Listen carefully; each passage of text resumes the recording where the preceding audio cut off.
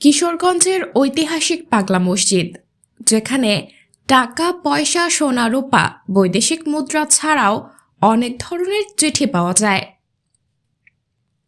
যা আল্লাহকে উদ্দেশ্য করে পাগলা মসজিদের দানবাক্সে ফেলে রাখেন সাধারণ মানুষ।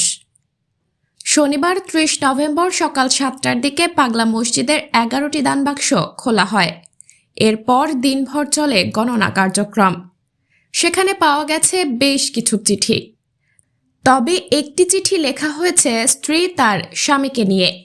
এতে লেখা রয়েছে, আল্লাহ, তুমি আমাকে সারা জীবনের জন্য চিকন বানাইয়া দাও। আমি ও পতিবাবু সারা জীবন একসঙ্গে থাকতে চাই। আমাদের দুজনকে তুমি একসাথে রাখো। তার আগে আমার মৃত্যু দিও।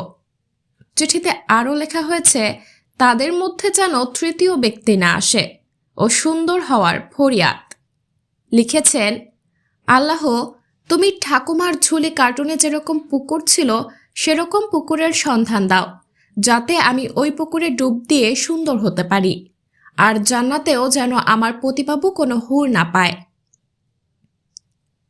এসব কথার পাশাপাশি তাদের মধ্যে সৎ ও হজ করার বাসনা জানান।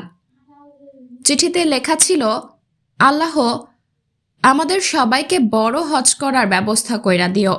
আমি আর আমার পতিবাবু যাতে ২ বার অন্তত বড় হজ করতে পারি। আল্লাহ, আমার পতিবাবুকে সরকারি জব পাওয়াইয়া দিও, আমরা যেন হালালভাবে চলতে পারি।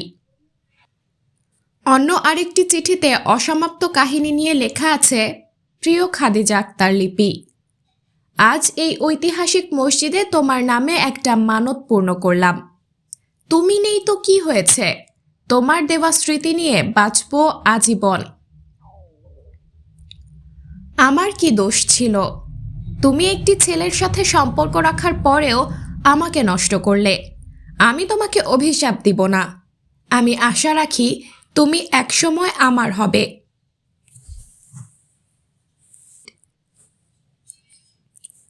আমি আশা রাখি তুমি একসময় আমার হবে।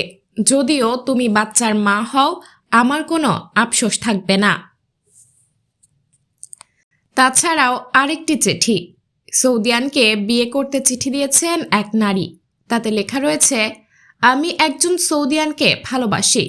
হে মহান আল্লাহ, তুমি তাকে আমার করে দাও। আমি যেন তাকে বিবাহ করতে পারি। সুম্মা আমিন। হে আমার রব, তুমি আমাকে খালি হাতে ফিরিয়ে দিও না। তাছাড়া চিঠিতে আরও লেখা রয়েছে, হে রব, তুমি আমাকে নবীর দেশে পবিত্র মাটিতে জন্মগ্রহণ করার সৌভাগ্য দিয়েছ। আমি যেন আবার সেই সৌভাগ্য নিয়ে তোমার পবিত্র মাটিতে মৃত্যুবরণ করতে পারি। আমিন। আমি যেন পড়ালেখায় ভালো হতে পারি, আমার পরিবারে যেন শান্তি আসে। আমি যেন হালাল রুজি রোজগার করতে পারি। হে রব, হে মহান আল্লাহ, তোমার কাছে 2 হাত তুলিয়া চাহিতেছি, তুমি আমাকে মক্কাবাসী ভালো এক উত্তম দ্বীনী সুদর্শন লোকের সহিত বিবাহ করিয়া দাও। স্থানীয়দের কাছে এসব কথাগুলো বিনোদনমূলক হলেও তা আবার অনেকের কাছেই আকর্ষণীয়। তাছাড়াও দেশ ও দেশের দূর থেকে আসা মানুষ তাদের মনের বাসনা পূরণ করার লক্ষ্যে হাঁস, মুরগি, গবাদি পশু ও ধর্মীয় বই দান করে থাকে এই পাগলা মসজিদে।